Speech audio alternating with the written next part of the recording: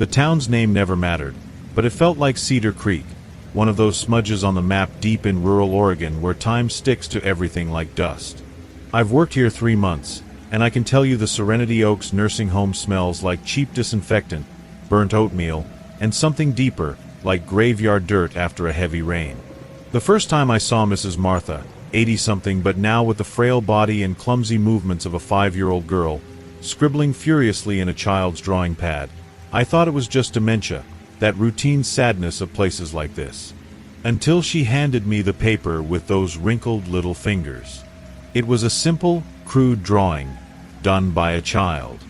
It showed Nurse Cindy, the most beloved one here, falling down the stairs to the back storage room. The detail that froze my blood wasn't the fall, but the clock drawn meticulously above her, showing exactly 3:15 p.m. And her neck, twisted at an angle no human neck should achieve. Cindy died exactly that way, at that time, 2 days later. Accident, they said. I knew it wasn't. That's how it began. One by one, the oldest residents, those whose minds seemed to have sailed far away, shrank. It wasn't just physical, although seeing people I knew as frail elders suddenly occupying cribs, swimming in clothes too big for them, was disturbing enough. It was complete, total regression. They cried for bottles, babbled childish words, lost control of basic functions. But the eyes. Sweet Jesus, the eyes. They were the same old eyes, full of stories no one wanted to hear anymore, of chronic pain and irreparable loss. Eyes that had seen 80 years of the world, now trapped in childlike faces. And in those eyes, a terrifying lucidity, a full awareness imprisoned within that involuntary childish disguise. They didn't speak coherently about the past. There were no long narratives about youth. But they whispered things between games with building blocks or ragged cloth dolls. Things like, "My leg hurts where the bone broke in '57," or "The doctor misdiagnosed me, it was cancer," or "I miss the smell of my husband, the cigarettes and the machine oil." Intimate, precise details no child could know. And the drawings. My God, the drawings. They weren't innocent scribbles anymore. They were prophecies in crayon and colored pencil. Mr. Anthony, now a somber little boy with thin white hair, drew the home's bus driver Carl, being struck by a falling utility pole during a storm. It even showed the crushed license plate. Carl died last Friday, exactly as predicted, under a streetlight pole the wind knocked down on Main Street. The drawing by Mr. Jonas, a once taciturn man now building unstable towers with blocks, showed cook Mrs. Marissa choking on a piece of meat at lunch. She nearly died during the meal, saved purely by chance because Cindy was still alive that day. Every drawing was a future death certificate, delivered with the macabre serenity of someone doodling a sun or a house. Fear settled like thick fog in the overly bright corridors. The caregivers, people like me who just wanted a job, began avoiding certain residents. No one wanted to be next to receive their own end, colorfully rendered on copy paper. The whispers in the halls were sharp, laden with superstitious dread. Who would be the next target? Management, of course, didn't believe. They talked about morbid coincidence, collective suggestion, the fragile minds of the elderly and the frightened staff. They banned the drawings, confiscated the pads, the crayons. It was the worst mistake they could have made, because that's when the other play began. In their free time, in the darkest corners of the neglected garden or the empty solarium at day's end, they gathered. Not with blocks or dolls, but with things they found. Insects, mostly. Huge roaches infesting the basement, iridescent beetles caught under the garden lights, brown spiders weaving webs in high corners of the rooms, dusty-winged moths, and scraps of cloth, stripped electrical wires, lost buttons, cotton from used bandages.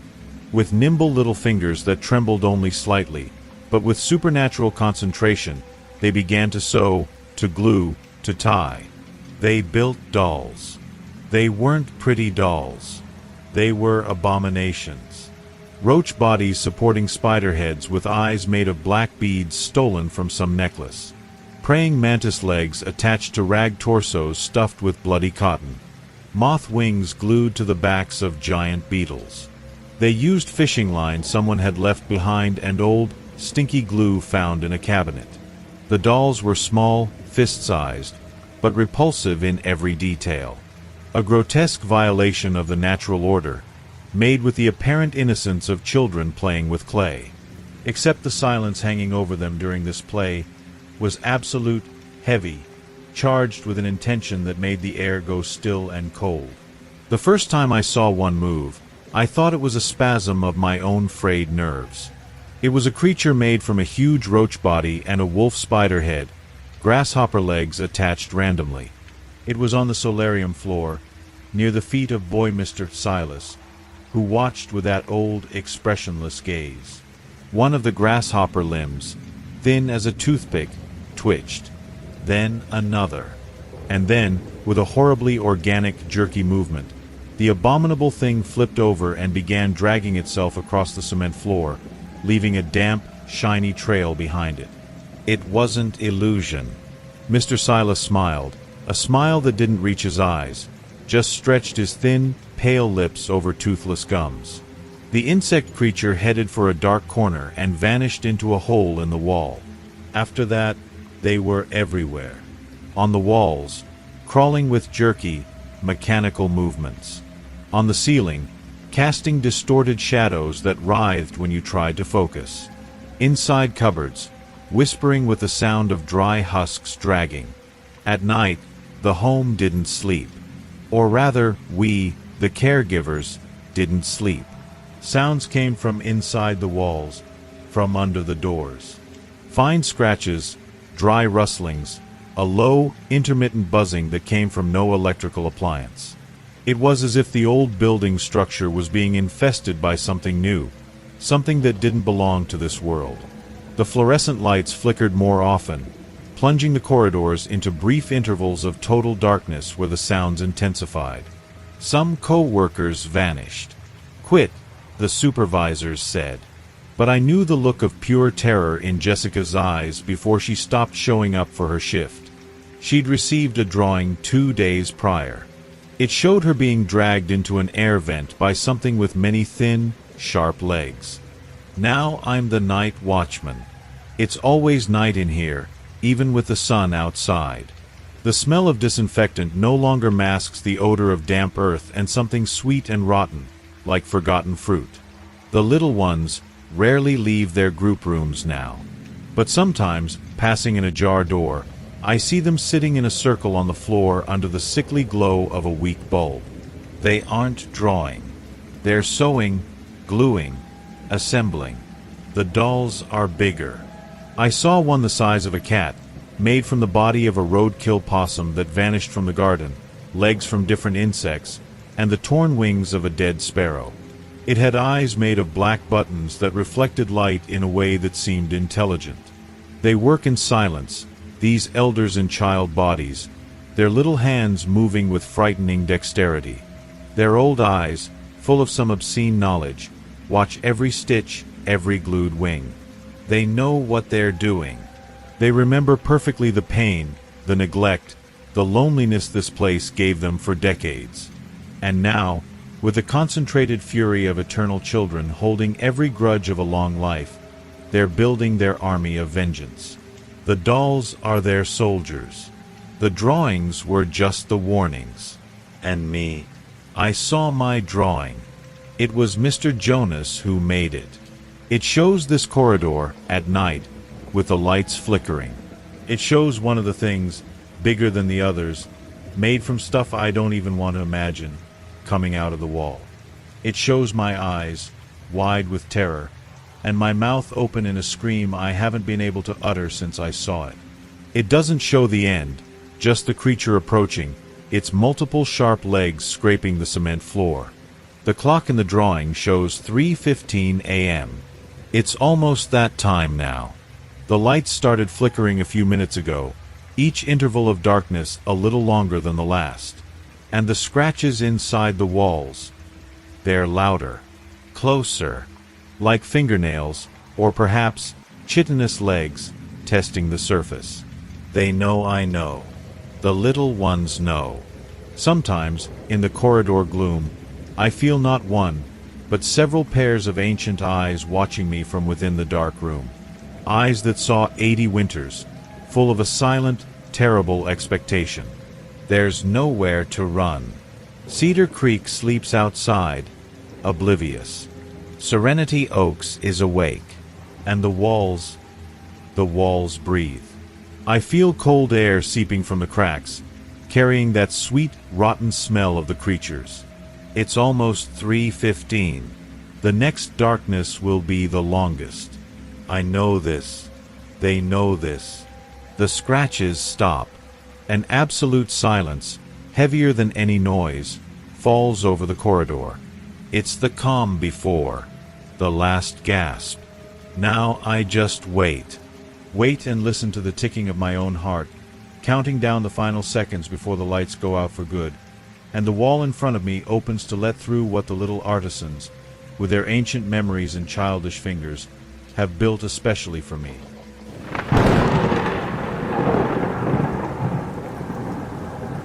The first whispers came on a rainy Tuesday, while I was walking down Harbor Street in Port Haven. My cheap earbuds, with their lousy noise isolation, should have been playing just my fishing podcast. Instead, a sound that wasn't a sound, more like nails scraping a wet chalkboard mixed with dead radio static, cut through the narration. Tomorrow, at 3:47 p.m., your boss will call you incompetent in front of everyone. The sentence wasn't heard. It was injected directly into the bone of my skull. I ripped out the earbuds like they were on fire, my heart pounding a dull drum against my ribs. I looked around. No one seemed to notice anything but a scared man in the rain. I ignored it. Stress, lack of sleep, the damp Oregon coast air souring my brain. The next day, exactly at 3:47, Mr. Henderson, my boss at the hardware store, exploded. A customer complained about a delayed delivery, the system's fault, not mine.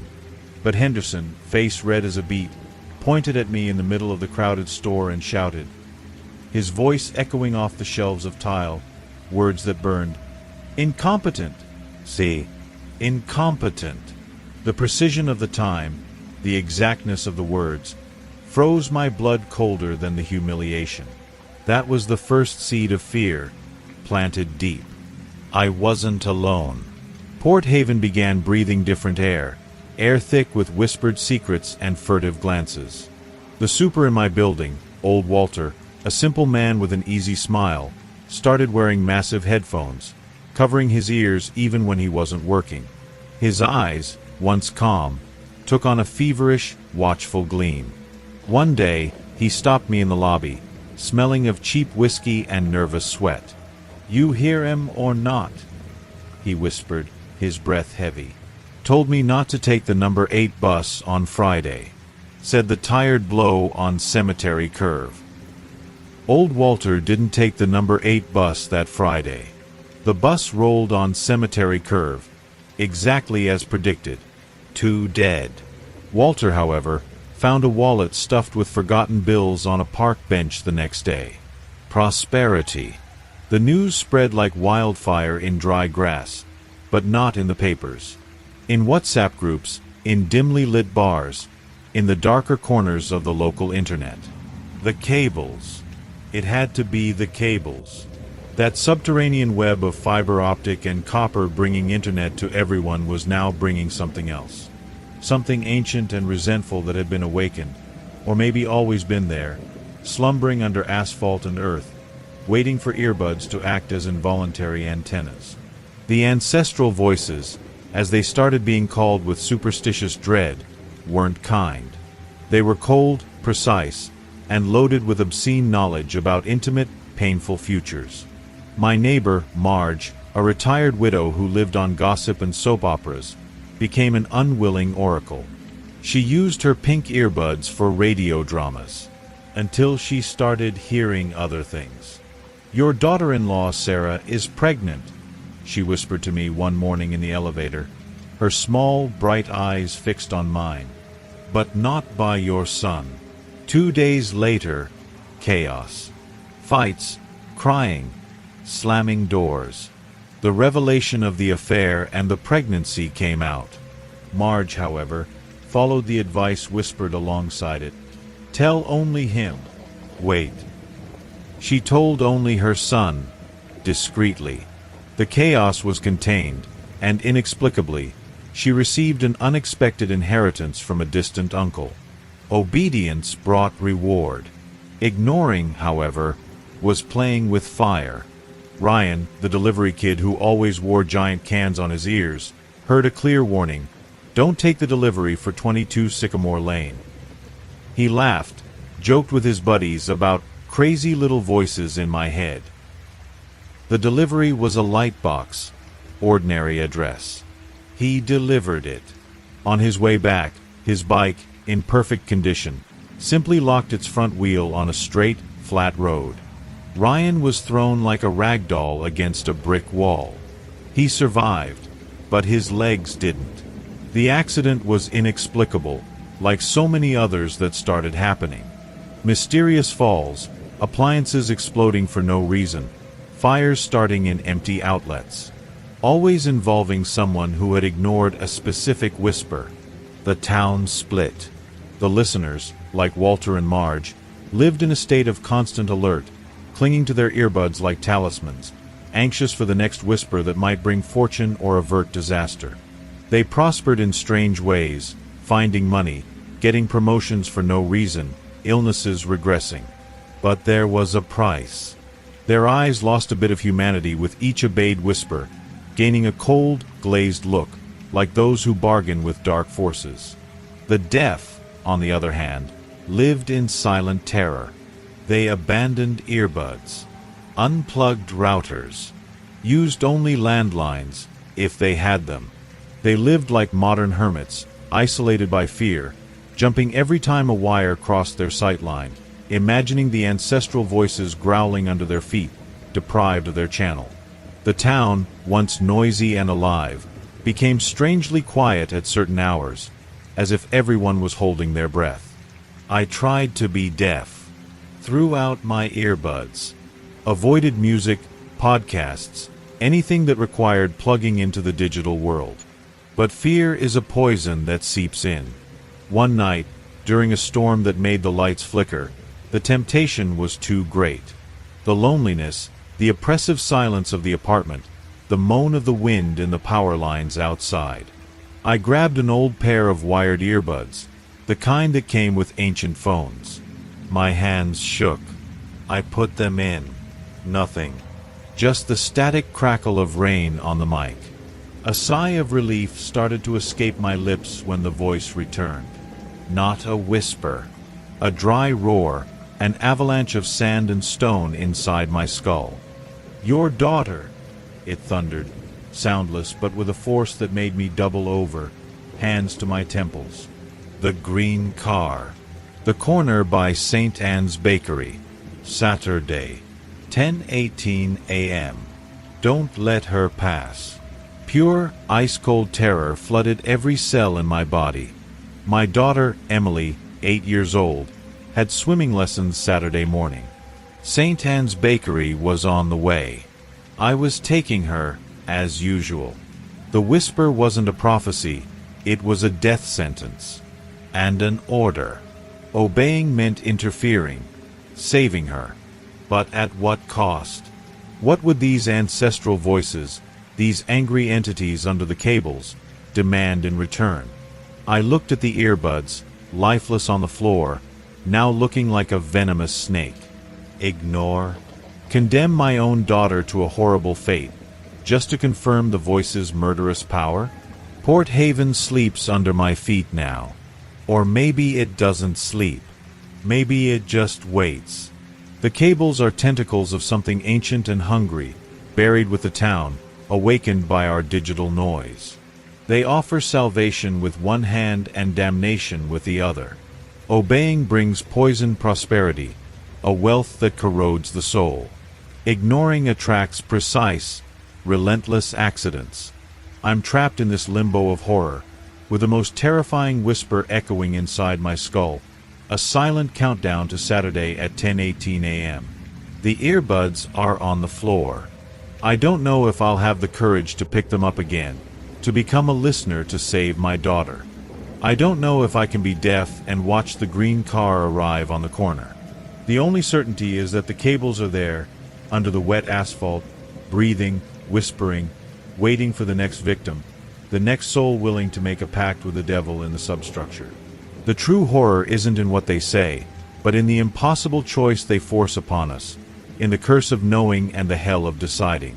Saturday approaches, minute by minute, and the roar inside my head only grows, a constant echo of the abyss we opened beneath our own feet.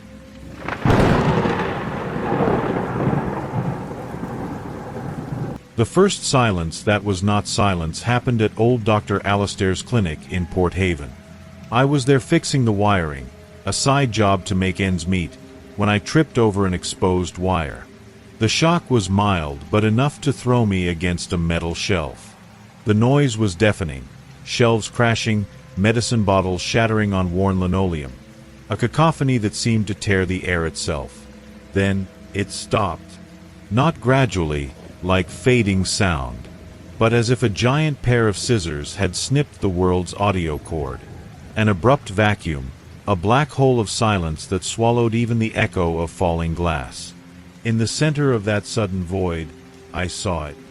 Not a figure, not a shadow, but an absence. A patch of denser, darker air, drinking in that specific, violent silence cut short at its peak. It lasted a blink. Then normal sound rushed back, the tinkling of final glass shards, my own ragged breathing. But something lingered. A chill down my spine unrelated to the electric shock, and the sickening sense that that absence, that entity of stolen silence, had enjoyed it. Port Haven is an old harbor town, full of corners where history hangs like damp on the walls. Places where things ended badly, abruptly. Me, Carl, a journeyman electrician and father of 2 girls, never believed in ghosts. Until that day in the abandoned clinic. Dr. Alastair, I learned later, had a massive heart attack right in the middle of arguing with a supplier over the phone. Died mid-sentence, the receiver clattering to the floor. An abrupt silence, perfect for that thing's collection. The effects came slow, like a creeping poison. First, it was my laugh. Tried to chuckle at a joke from Joe, my helper, as we had a beer after work. The laughter simply wouldn't come. My body convulsed, air fought to force its way up my throat, but the sound died before birth. Just a dry, mute wheeze, like static from a dead radio. Joe gave me a strange look. "Sore throat, Carl." I shook my head, unable to explain the void where my laugh used to live. The entity had taken that specific sound, that potential for raucous joy, and stored it in its morbid collection. I wasn't alone. Joe, who'd been with me in the clinic that day, lost his ability to cry. His little girl fell and scraped her knee badly. He told me later, eyes red with pain he couldn't express. Wanted to scream, Carl. Wanted to howl seeing the blood, seeing her hurt. But came nothing. Just a tremble, a silent gasp. Like someone ripped the crying right out of me. His voice was a ragged whisper, thick with a horror his absent tears couldn't cleanse. The thing spread. Port Haven started having strange, unexplained cases. Martha, from the corner bakery, famous for her shrieks when spotting a mouse, watched impassively as one gnawed through a flour sack. Her lips moved in a titanic effort, neck veins bulging, but no sound emerged. Just deep, terrified silence. The mouse scurried off, and Martha stood there, trembling, unable to shriek her disgust, her fear.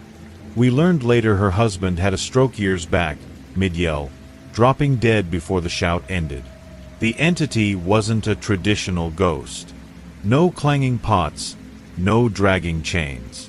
It inhabited sonic vacuums, places where sound was severed by death's cold knife or extreme trauma.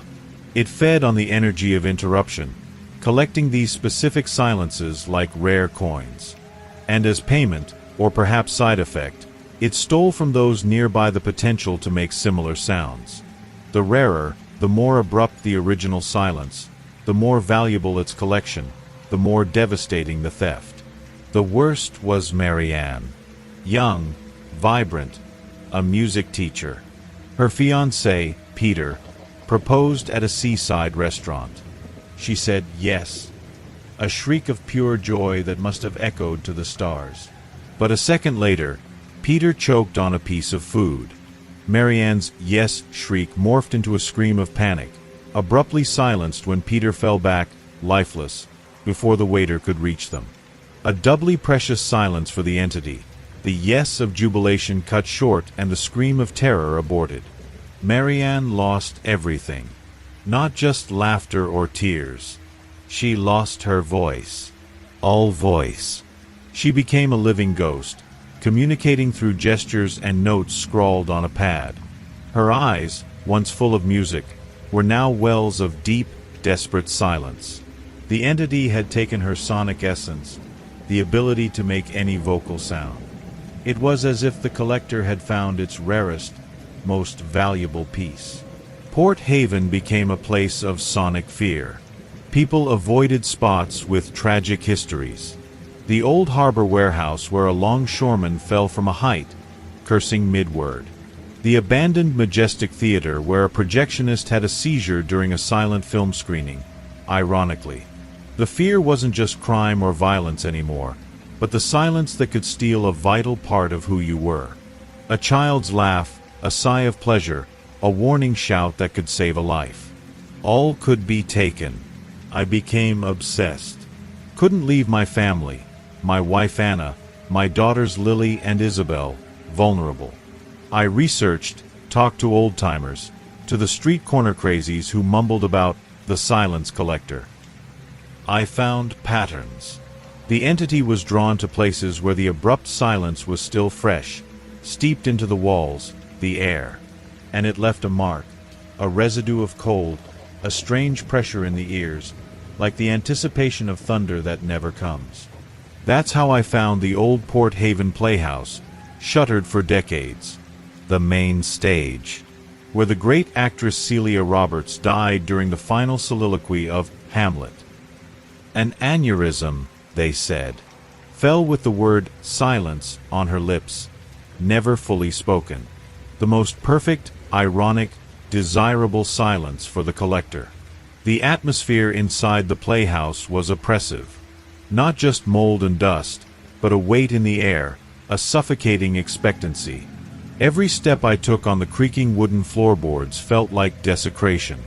I used sensitive gear, microphones, recorders, trying to capture some anomaly, some proof of what stole pieces of people. Knew it was risky. But I needed to understand. Needed to find a way to stop it, or at least protect my own. Center stage, under the phantom spotlight of a withered paper moon, I felt it. That spine chill, the same vacuum sense of absence, far stronger than in the clinic. As if the air had been sucked out, leaving dead space, a pulsing sonic void. And then, I perceived it. Not with my ears, but with my bones, my soul. The entity was there. Not a shape, but a presence of absolute silence, a black lacuna in the world's tapestry. It was savoring the silence stolen from Celia, a decades-aged silence, matured like a perverse wine. I tried to retreat, but my feet felt glued. Fear was a scream trapped in my throat, a scream I knew would never come, for the collector had taken so many screams. And then I felt the first touch. Not physical, but a subtraction. A theft in real time. Started with a ringing in my ears, a high-pitched whine. Then, a muffled sensation, like cotton stuffed deep in my inner ear canal. And then, I realized I could no longer hear the creak of wood under my own feet. Could no longer hear my own panicked breathing. The outside world was being smothered, not by noise, but by a barrier of silence growing inside me, like a sonic spiderweb. The entity wasn't just collecting the theater's silence. It was interested in mine. In the silence of my terror, my mute despair that it itself provoked. It was stealing my ability to hear, starting with the subtlest sounds, the closest ones. It was a slow, insidious process, a torture of ascending sonic emptiness. I dragged myself out of the playhouse, blind with panic, deaf to the world. Sound returned gradually, like a diver surfacing from crushing depths, but with permanent damage. Now, I have a constant ringing, a faithful companion, and I lost the ability to hear high-pitched sounds. Birdsong at dawn is a distant murmur.